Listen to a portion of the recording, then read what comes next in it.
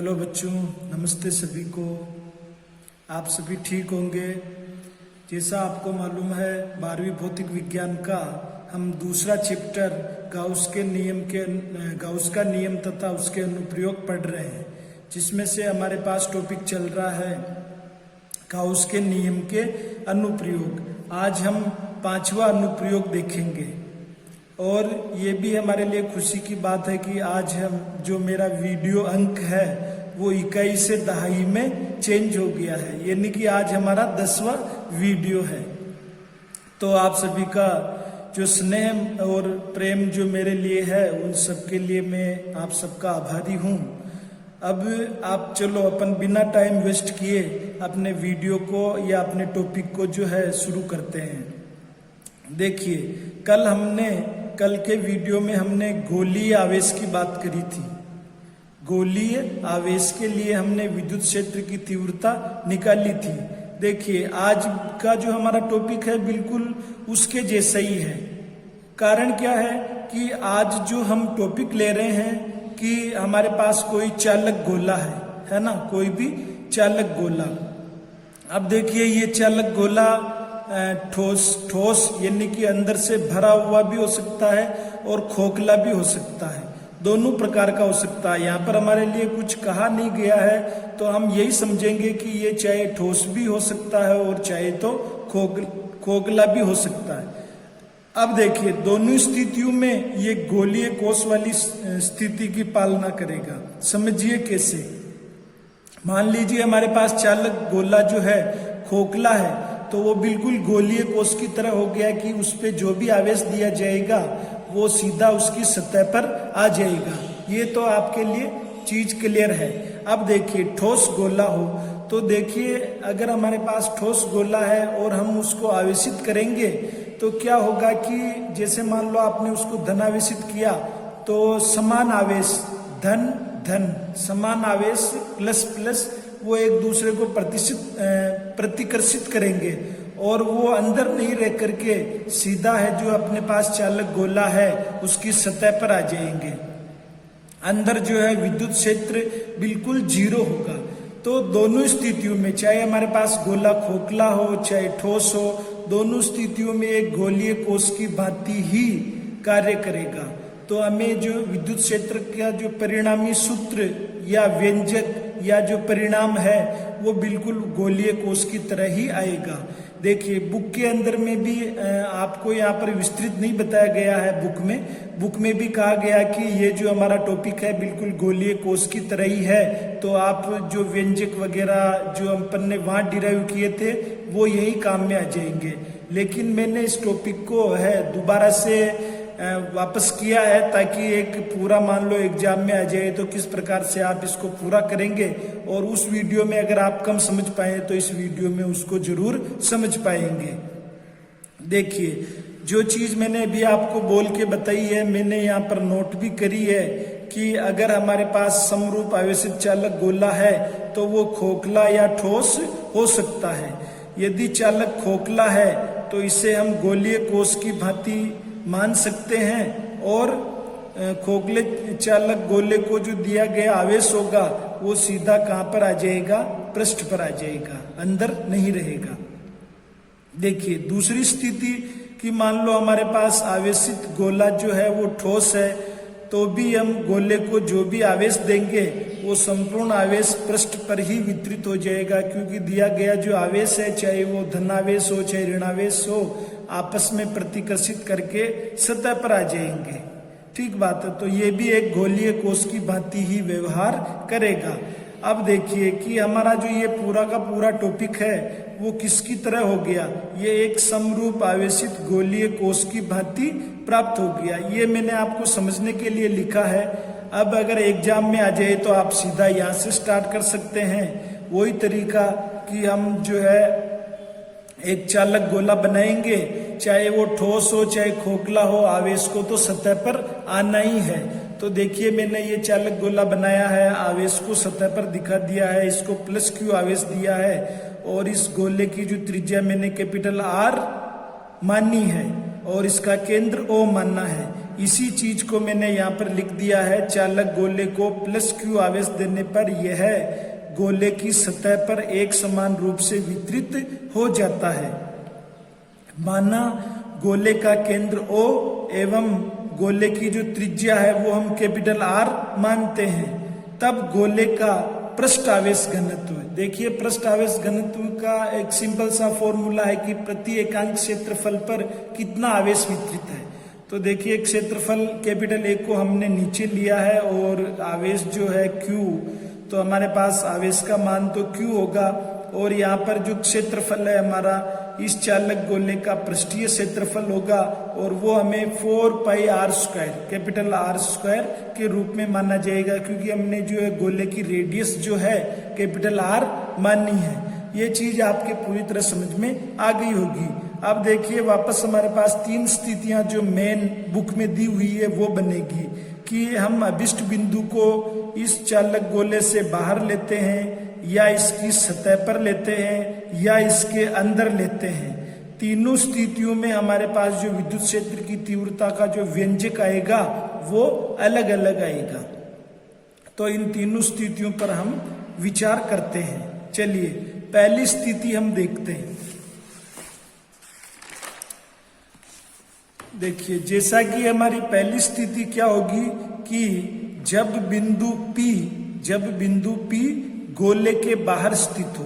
देखिए बाहर वाली स्थिति में क्या होता है कि हमारे पास गोले की जो त्रिज्या है वो छोटी हो जाती है और जो बिंदु P बाहर लेना है तो वो जो केंद्र से दूरी है वो बढ़ जाती है। तो हम इसे लिखेंगे small r greater than capital R।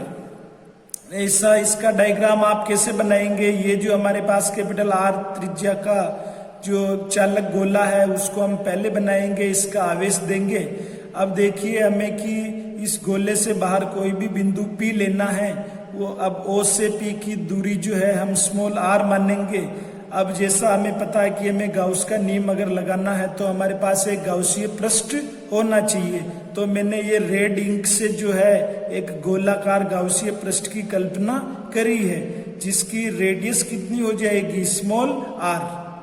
ठीक बात है, इसी को हम यहाँ पर नोट कर लेते हैं। देखिए ये मैंने लिखा है सर्वप्रथम O को केंद्र मानकर स्मॉल r त्रिज्या का गोलीय गाउसीय पृष्ठ की कल्पना करते हैं। बिंदु P पर, ये रहा हमारा बिंदु P, यहाँ पर क्षेत्रफल अल्पांश ds मान लेते हैं। देखिए इसकी हमें इसलिए जरूरत पड़ेगी कि हम यहाँ पर जो है थीटा की वैल्यू निकालेंगे। तो उसके लिए थीटा की वैल्यू के लिए हमें एक तो अल्पांश क्षेत्रफल जो लिया है उसकी दिशा और विद्युत क्षेत्र की दिशा की हमें जरूरत पड़ेगी। वैसे आप समझ ही गए होंगे कि ये हमारे पास अगर एक गोला है तो उस गोले का कोई भी एक छोटा सा क्षेत्रफल लेंगे तो क्षेत्रफल की दिशा भी उस पृष्ठ के लंबवत होगी और गोले पर जो विद्युत क्षेत्र की दिशा है वो भी पृष्ठ के लंबवत बाहर की ओर होगी। तो इस स्थिति में दोनों समान दिशा में हो रहे हैं, है ना, ds और कैपिटल E दोनों समान दिशा में हो रहे हैं। ऐसी स्थिति में आप देखिए कि यहाँ पर थीटा कितना हो गया, 0 डिग्री हो गया। अब इस गाउसीय पृष्ठ ने कितना आवेश परिबद्ध किया है, आप डायग्राम को देख करके ही बता सकते हैं कि पूरा का पूरा जो Q आवेश है वो पूरा का पूरा इसी गाउसीय पृष्ठ के अंदर परिबद्ध है। तो हमने लिख दिया कि भाई हमारे पास जो कुल आवेश होगा वो Q के बराबर होगा। ये हमारे पास समीकरण 2 आ गई। अब देखिए अब हमें जो है गाउस प्रमेय लगाना है, तो गाउस प्रमेय के साथ में विद्युत फ्लक्स की परिभाषा वाला भाग या सूत्र भी लगाएंगे। तो ये विद्युत फ्लक्स की परिभाषा से फाई बराबर बंद पृष्ठ का समाकलन और vector E dot vector ds और इधर गाउस का नियम phi equal to sigma Q upon epsilon naught. देखिए दो लेफ्ट हैंड साइड इक्वल होने से राइट हैंड साइड दोनों की इक्वल हो जाएगी। ये हमने यहाँ पर इक्वल कर दिया है, ठीक है। अब देखिए सिग्मा Q की वैल्यू जो है हम समीकरण 2 से यहाँ पर पुट करते हैं तो हमें capital Q upon epsilon naught मिल जाता है। फिर देखिए डॉट वेक्टर को आप हटाएंगे तो ई डी एस कोस थीटा हमें मिलेगा। और जैसे ही थीटा की वैल्यू आप 0 डिग्री भरेंगे तो आपके पास जो है कोस 0 की वैल्यू 1 हो जाएगी और हमारे पास बचेगा बंद पृष्ठ का समाकलन E D S equal to Q upon epsilon naught. यहाँ तक आप समझ गए होंगे। आगे की स्टेप आपको ध्यान में आ रही होगी कि कैपिटल ई को हम बाहर ले लेंगे और डी एस जो हमारे पास अल्पांश है उसका हम समाकलन करेंगे। छोटा सा अल्पांश क्षेत्रफल है, जब उसको हम पूरे के लिए जोड़ेंगे तो वो हमारे पास पूरा क्षेत्रफल आ जाएगा। और क्षेत्रफल क्या है ये देखिए, गोले का वक्र पृष्ठीय क्षेत्रफल। इस गोले की त्रिज्या कितनी है? Small R. तो देखिए यहाँ पर रेडियस हमें स्मॉल आर ही लेनी है। अब यहाँ आ जाइए आप, ये मैंने ई को बाहर ले लिया और ये हमारे पास हो गया गोले का वक्र पृष्ठीय क्षेत्रफल। ये स्मॉल आर है तो यहाँ पर त्रिज्या मैंने स्मॉल आर ली है। और यहाँ से आप ई निकालेंगे। ये ई किसके लिए निकाल रहे हैं अपन की हमारा बिंदु पी जो है उस गोले से बाहर स्थित है। तो इसी स्थिति में मैंने यहाँ पर आउट लिखा है, ओ यू टी आउट। आप चाहें तो यहाँ पर हिंदी में बाहर बाहर भी लिख सकते हैं। ये आपको यहाँ से मिला है, इसको हमने समीकरण 3 नोट किया है। और समीकरण 3 को हम अगर व्यवस्थित करें तो कुछ इस प्रकार से लिख सकते हैं। और फिर आपको ध्यान में आ रहा होगा कि ये जो हमारे पास है वो के की वैल्यू है, तो इस के को हम यहाँ लिख देते हैं तो हमारे पास समीकरण 4 जो है बन जाती है। समीकरण 4 से स्पष्ट हो रहा है कि हमारे पास विद्युत क्षेत्र का जो परिमाण है वो जो दूरी है हमारे बिंदु P की, उस दूरी के वर्ग के व्युत्त क्रमानुपाती होता है। ये रिजल्ट हमने उसमें भी समरूप गोलीय कोश में भी देखा था। और समीकरण 4 को हम वेक्टर फॉर्म में अगर लिख दें सदिश रूप में तो देखिए आपके पास वेक्टर फॉर्म में ये समीकरण 5 मिल जाएगी। अब थोड़ा सा है कि भाई ये रिजल्ट भी सही है, लेकिन अगर बुक में जो रिजल्ट दिया हुआ है उसके अकॉर्डिंग हमें लाना है तो एक सिंपल सा काम करना पड़ेगा कि समीकरण 3 को दोबारा से यहाँ पर लिखेंगे। ये समीकरण 3 को मैंने दोबारा लिखी है। और समीकरण 1 जो हम पहले देख चुके हैं उस समीकरण 1 को हम कुछ इस प्रकार व्यवस्थित कर सकते हैं कि Q अपॉन 4 पाई जो है सिग्मा आर स्क्वायर के बराबर होगा। देखिए समीकरण 1 को आप देख सकते हैं, यहाँ मैं लिख भी रहा हूं। जो समीकरण 1 जो हमारे पास थी sigma equal to Q upon 4 pi R square, ये था। यहाँ से देखिए मैं Q अपॉन 4 पाई को इधर रख रहा हूं तो इस आर स्क्वायर को इधर मल्टीप्लीकेशन में जानना होगा। तो यही चीज यहाँ पर यूज करते ही मुझे ई आउट का एक और ये फॉर्मूला मिलता है जो कि बुक में दिया हुआ है।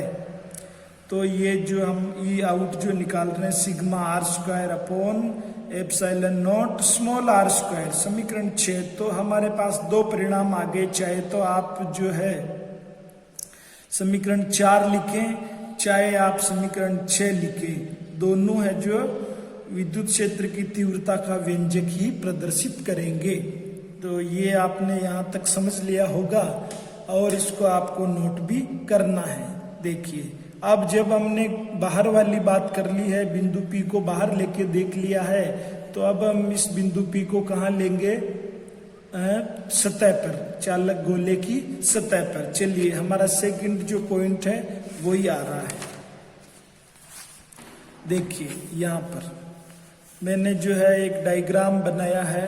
चालक गोला है, यहाँ पर जो स्थिति क्या बनती है मेरे पास की स्मॉल आर और कैपिटल आर दोनों इक्वल होते हैं। तो बस अब हमें कुछ खास यहाँ करने की जरूरत नहीं है। जो पिछला जो डेरिवेशन हमें मिला था समीकरण 4 और 6 के रूप में, वहां पर स्मॉल आर की जगह हमें कैपिटल आर पुट करना है। देखिए इस स्थिति में small R equal to capital R, तो समीकरण 4 एस मैंने लगाया है सरफेस के लिए, सतह।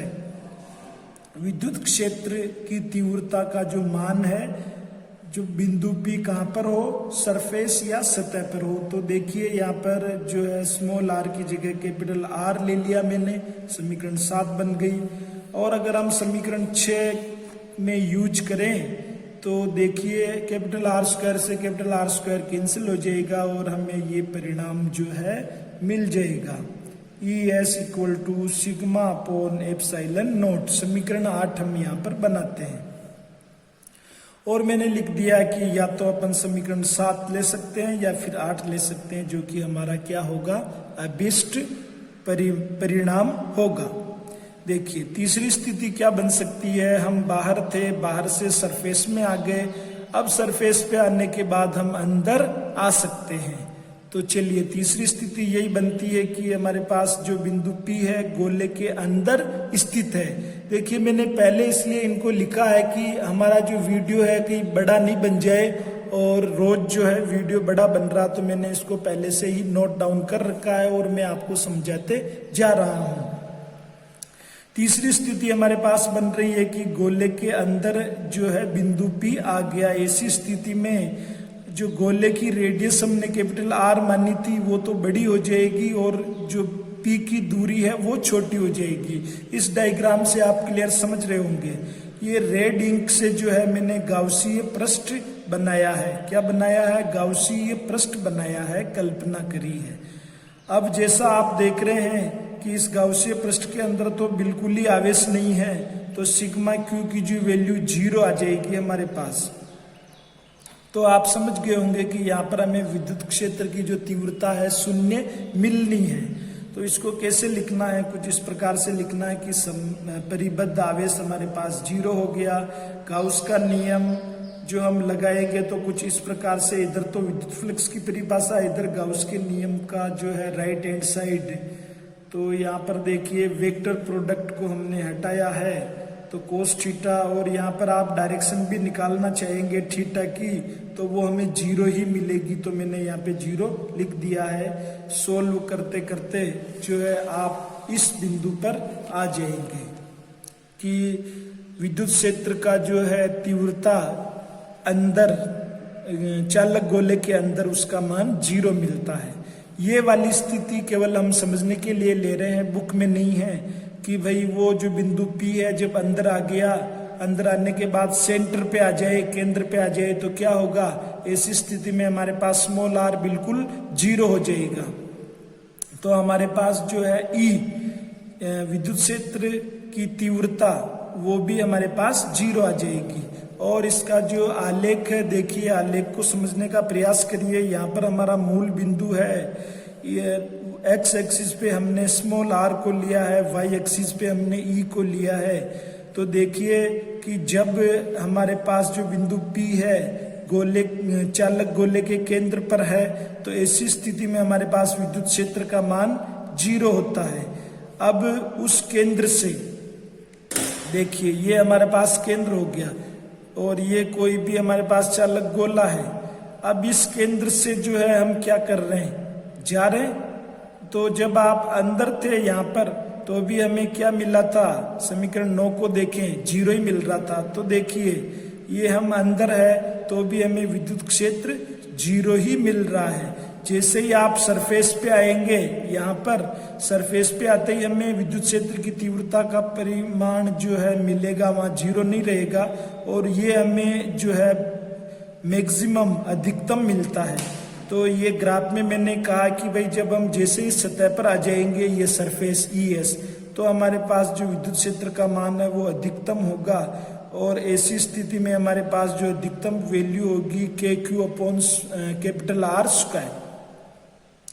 फिर आइए जो पहली स्थिति हमने देखी थी कि भाई हम बिंदु P को कहाँ ले लें, बाहर ले लें यहाँ पर।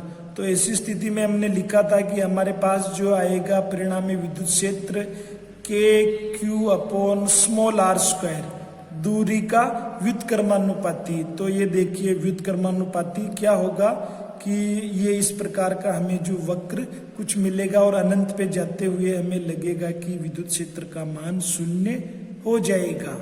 तो ये आपको पूरी तरह से समझ में आ गया होगा। आप इसको पहले एक बार अच्छे से देखें, फिर साथ के साथ नोट्स बनाएं।